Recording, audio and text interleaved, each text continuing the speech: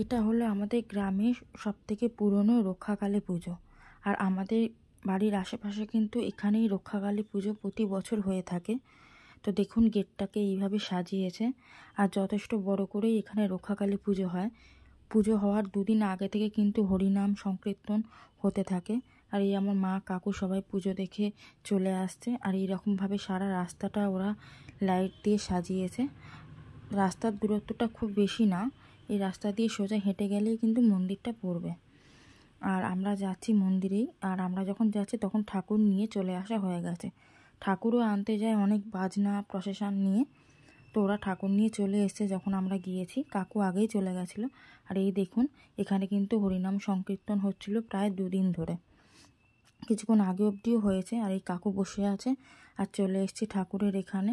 তো দেখছি যে পাড়ারই কিছু দাদারা ঠাকুরকে সাজাতে ব্যস্ত।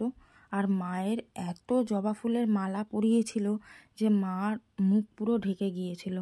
প্রচুর ফুলের মালা পরিয়েছিল। যারা পুজো দিয়েছিল তারা সব ফুলের মালা নিয়ে গেছিলো। আমরা তো চাঁদা দিয়ে দিয়েছিলাম, মা আগে থেকে চাঁদা দিয়ে দিয়েছিল। আর দেখুন পুরো জায়গাটা কি সুন্দর ফুল দিয়ে সাজিয়েছে। প্রত্যেক বছরে কিন্তু এটা হয়, কিন্তু আমার বাড়ির পাশের পাড়াতেই হয়, কিন্তু আমার কিন্তু যাওয়া হয়ে ওঠে না। কিন্তু এবছর আমি যেহেতু মেলায় গিয়েছিলাম আর এসে আর ড্রেস চেঞ্জ করিনি, ভাবলাম একবারে মাকে দেখে তারপরে আসবো।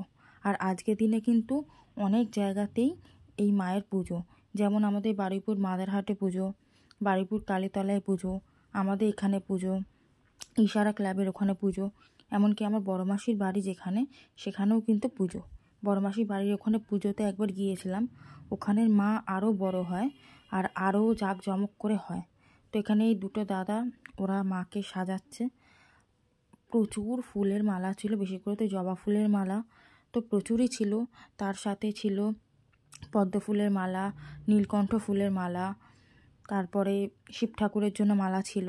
এই দেখুন রজনীগন্ধার মালা পরিয়ে দিচ্ছে, নানা রকমের আকন্দ ফুলের মালা, প্রচুর মালা ছিল। মাকে মালার মুকুটও পরিয়েছিল, মানে ফুলের মুকুট। মায়ের হাতে বড় তাল সন্দেশ দিয়েছিল। তো যেরকমভাবে পুজো হয় ঠিক সেই রকমভাবেই এখানে আয়োজন করা হয়েছে। আর পুরো মন্দিরটা, এটা কিন্তু একটা চাতাল করা আছে, সারা বছরই এই চাতালটা থাকে। আর পেছনেই কিন্তু দুর্গা মন্দির, দুর্গা পুজো হয়। আর দেখুন পুরো আশপাশটা কিরম ফুল দিয়ে সাজিয়েছে, খুব সুন্দর করে সাজিয়েছিল।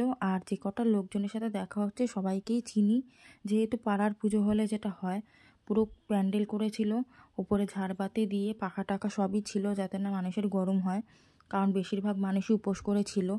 যেহেতু এখানে বছরে একবারই পুজো হয় রক্ষাকালী, তো পাড়ার লোকেরা বেশিরভাগ জনই উপোস করে পুজো দেয়। আর এই পুজো তো সারা রাত্রির হয়, ভোরবেলায় ভাসান হয় মায়ের, এটা তো সবাই জানে, সব জায়গায় নিয়ম একই হয়। তো ছোটোবেলায় খুব আসতাম, কিন্তু বড়োবেলায় কিন্তু আর আসা হয়নি। অনেক বছর পর এলাম আর সামনে থেকে মায়ের পুজো শুরু হওয়া দেখলাম। আর আমার মেস্তা পদ্মফুল চাষ করেছিল, তো কিছু পদ্মফুল দিয়েছিল, সেই পদ্মফুল কিন্তু মায়ের হাতে দেওয়া হয়েছিল। এই দাদাই পদ্মফুল নিয়ে মায়ের হাতে দিয়েছিল।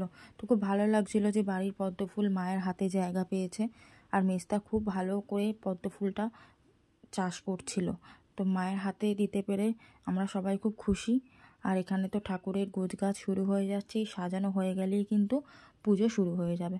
আর এই দেখুন আকন্দ ফুলের মালাটা কত বড়, একদম ঘর থেকে মায়ের গলা অবধি যাচ্ছে। আর এখানে কেউ মনে হয় শাড়ি দিয়েছে, আলতা সিঁদুর দিয়েছে, তো সেখানে দিয়ে দিচ্ছে। আর এবার চলে এসছে ব্রাহ্মণ, আর এরপরে পুজো শুরু হবে। আর এই পুজো তো চলবে সারা রাত্রির, বললাম আপনাদের। ভোরবেলা পাড়ার ছেলেরা নিয়েই কিন্তু ভাসানে যায়, সেটা মেয়েদের দেখতে নেই।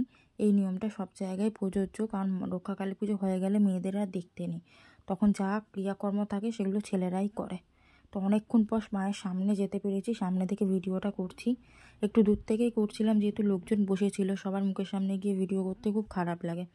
আর মা যেখানটা বসেছে দেখুন এখানে কি সুন্দরভাবে সাজিয়েছে।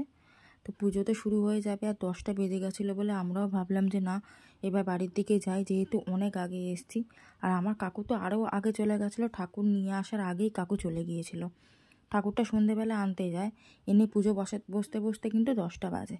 আর ঝাড়বাতিটা দেখুন কি সুন্দর, ও সুন্দর ঝাড়বাতিটা লাগিয়েছিল, চারিদিকে এরকম ফুল টুল দিয়ে সাজিয়েছিল, ভীষণ সুন্দর লাগছিল। ওদিকে ধূপবাতি জ্বালার ব্যবস্থা করেছে।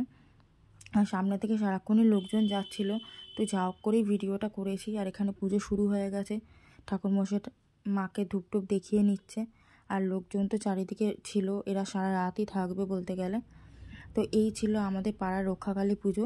আর আমাদের আশেপাশের মধ্যে কিন্তু এটাই হয়, আর হয় ইশারা ক্লাবের ওখানে, ওটা আবার খাস মল্লিকের দিকে পড়ে যাচ্ছে। এই দেখুন ধূপ দিয়ে মায়ের পুজো শুরু করছে, এরপর পুজো চলবে। তো আমরা আর বেশিক্ষণ থাকিনি, চলে এসেছিলাম। সবার সাথে দেখা হয়েছিল, কথা বলে গল্প করে খুব ভালো লাগলো, কারণ সবার সাথে রাস্তাতেই দেখা হয়, আর ওই ফেসবুকেই কথাবার্তা হয়, সামনে থেকে খুব কমই কথা হয়। তো একদম সামনে থেকে মায়ের এই ভিডিওটা করলাম, করে এবার আমরা চলে আসবো। আর যখন আসছি তখন দেখছি কত লোকজন বসে আছে, এরা কিন্তু সারা রাত্রিরে এখানে বসে থাকবে, পুজো টুজো সমস্ত হয়ে গেলে তারপর তারা বাড়িতে যাবে। তো এই ছিল পুরো রক্ষাকালী পুজোর পুরো ভিডিওটা। তো কেমন লাগলো অবশ্যই জানাবেন।